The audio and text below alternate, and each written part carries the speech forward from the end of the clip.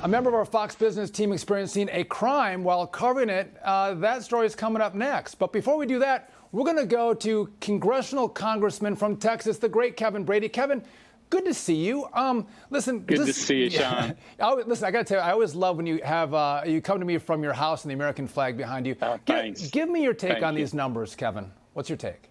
Yeah, so I think, one, this is terrible news for workers, for families, certainly for seniors as well. So here we are nearly a year after President Biden promised voters that inflation had peaked. And here we have core inflation is at the highest on record during his presidency. It is clearly housing costs, as Doug Holtz-Egan pointed out, are just crushing both rents in housing and mortgage rates, now at a 20-year high. Healthcare saw a nearly 30% increase in 1 year. That's the highest level on record. That's crushing for seniors and working families, obviously food and all that. But it's clear to Doug Holtz-Egan, and your point, thank you for pointing it out. So what's in the pipeline here that drives inflation? Got a couple of things going. You got a wage price spiral. No country wants to be in that because ultimately it drives inflation high and ends up in a recession. We also have obviously a worker shortage driving inflation in a big way. And at the end of the day, I worry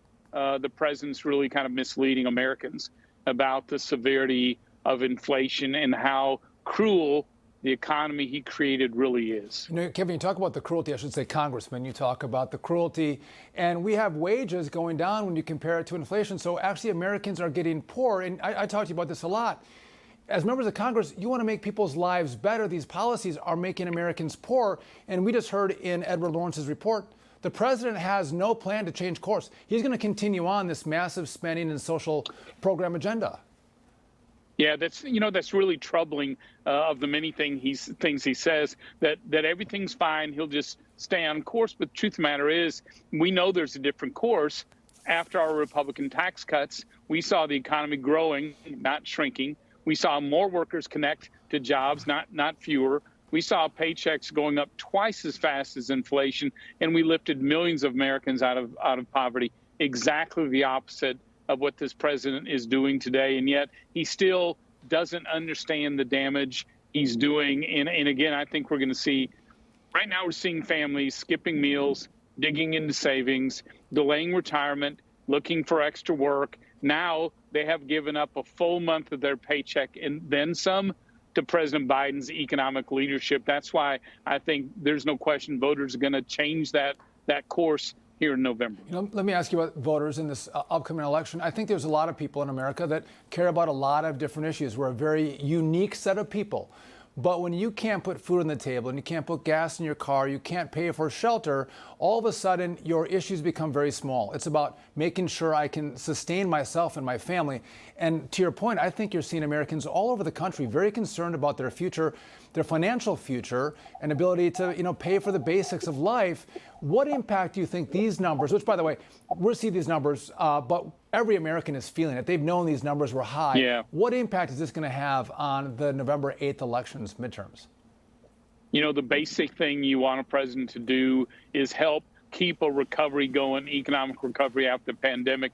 The president bungled a very strong economy and a very strong recovery. Now we're in deep trouble as an economy and as Americans. And some experts believe the country will have to shed 6 million jobs to try to fix Joe Biden's bungling of this recovery. Americans know it, they feel it, and they're going to want to change some checks and balances in Congress going forward. That's why I feel confident about Republicans taking back the House.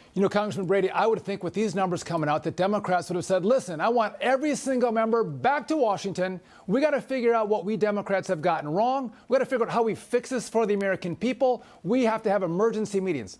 But that's not what happened today, Congressman. They're having January 6th hearings instead of talking about the issues that really matter to people, which is the economy. Make any sense to you? No, it doesn't. But this has been the whole 2 years of one-party rule, which is their agenda. Forget what working families and middle-class families need. We have a radical agenda. We're going to force it down your throat. And the tone deafness you just described, that's what we've been seeing. It's time for a change. Congressman Kevin Brady from the great state of Texas, head of the Ways and Means Committee for Republicans. Thanks for joining me. I appreciate it.